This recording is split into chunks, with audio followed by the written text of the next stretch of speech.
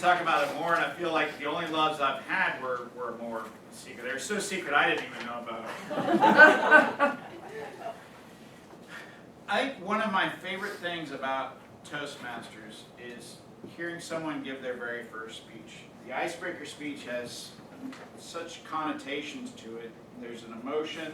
It's a struggle to get up here for the first time. It's just a very special opportunity. And Darryl, I thought you did a fantastic job. And I'd like to encourage you, except you don't seem to need any necessarily. And I'm not saying you don't, but just your poise and your sense of confidence immediately, and it comes across when I'm talking to you in person too, but when you're up here on stage, you have a real presence to you, and it comes across. There's an intensity about you, not a bad intensity, but a good intensity.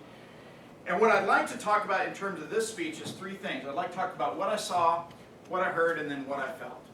And the first thing is what I saw. As I said, when you're up here on stage, you have a presence about you. And then as you're talking, I could just visualize, you talk about the gates of heaven and opening up those wooden doors. And honestly, I felt like there was a glowing light shining down in that living area. It was awesome. I really started feeling like I was a part of the story. Also, you talked about your grandfather who did the skyhook. I just thought, like, in my head, I'm just seeing Kareem Abdul-Jabbar doing a big old skyhook. I thought maybe if you'd done something like that, it would have been fun. I don't know how many people would have gotten it, but I would have gotten it. What I heard, some of your sound effects, like the G.I. Joe, boo, boo, boo, and then you like did the Hot Wheels thing where you did circled around.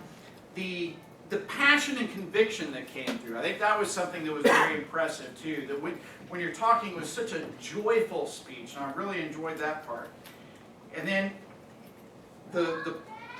when you talked about walking into the room,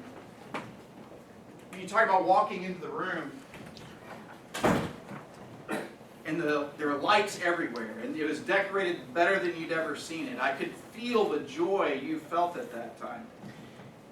What I felt, again, it was such a very positive story. And I think that the key thing for me is, and this is what we all strive to do, is you painted a picture. You painted a picture of your birth and your childhood with your sideline pop and your basketball, and is a picture of joy. And then you talked about your grandfather, and then you talked about that first Christmas in your first home.